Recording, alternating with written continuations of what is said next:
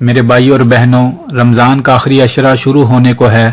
جب رمضان کا آخری عشرہ آتا تو ہمارے پیارے نبی صلی اللہ علیہ وآلہ وسلم پہلے سے بھی زیادہ عبادت فرماتے اور اپنے گھر والوں سے بھی کہتے کہ رمضان کا آخری عشرہ شروع ہو چکا ہے، زیادہ سے زیادہ اللہ کی عبادت کرو۔ یہ وہ عشرہ ہے میرے بھائیو اور بہنوں جس میں اللہ تعالیٰ نے اپنے بندوں پر بڑا کرم کیا اور لیلۃ القدر جیسی عظیم رات عطا کی۔ یہ وہ رات ہے جس کی فضیلت پر قرآن کی ایک سورت نازل ہوئی۔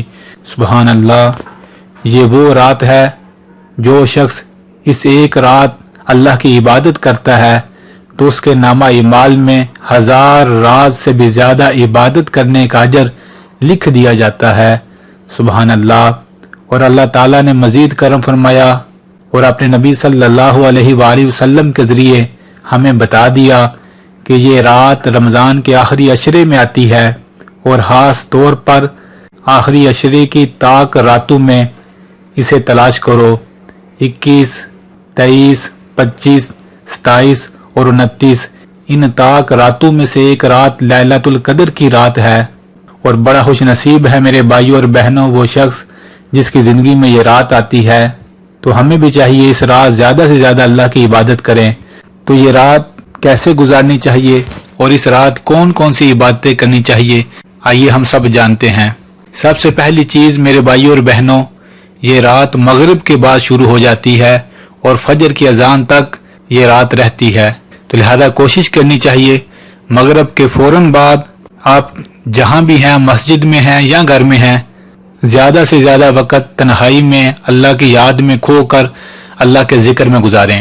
سب سے پہلا کام آپ یہ کریں، کوشش کریں ان راتوں میں آپ کسی نہ کسی روزے دار کی افطاری کرائیں تاکہ یہ عظیم عبادت بھی ہم اپنے نامہ اعمال میں لیلۃ القدر کی راتوں میں لکھوا سکیں۔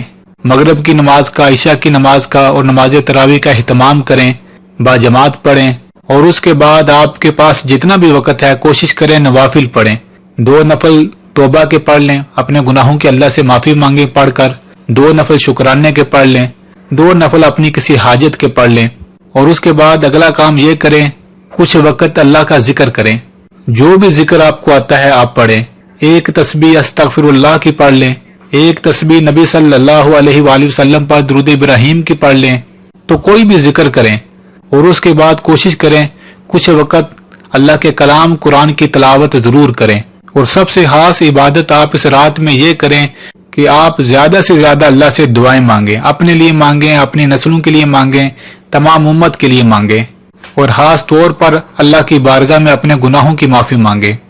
اور اگر اس کے بعد آپ سونا چاہتے ہیں تو سو جائیں، اور کوشش کریں سحری کے وقت تھوڑا پہلے اٹھیں، اور سحری میں تھوڑا پہلے اٹھ کر تہجد کی نماز پڑھیں۔ تہجد کے 2 نفل پڑھ لیں، 4 پڑھ لیں، 8 پڑھ لیں، تو جتنا بھی وقت آپ کے پاس ہے اس رات تہجد کی نماز ضرور پڑھیں، اور اس وقت سحری کے وقت بھی خوب اللہ کی بارگاہ میں اپنے گناہوں کی معافی مانگیں اور خوب اللہ سے دعائیں مانگیں۔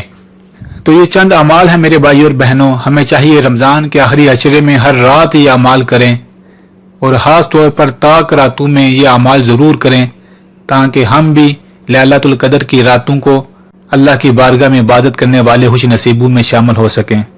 اللہ سے دعا ہے اللہ ہمیں لیلۃ القدر جیسی عظیم رات عطا کرے، اور اس رات ہم سب کے اور تمام امت کے تمام گناہوں کو معاف فرمائے، آمین۔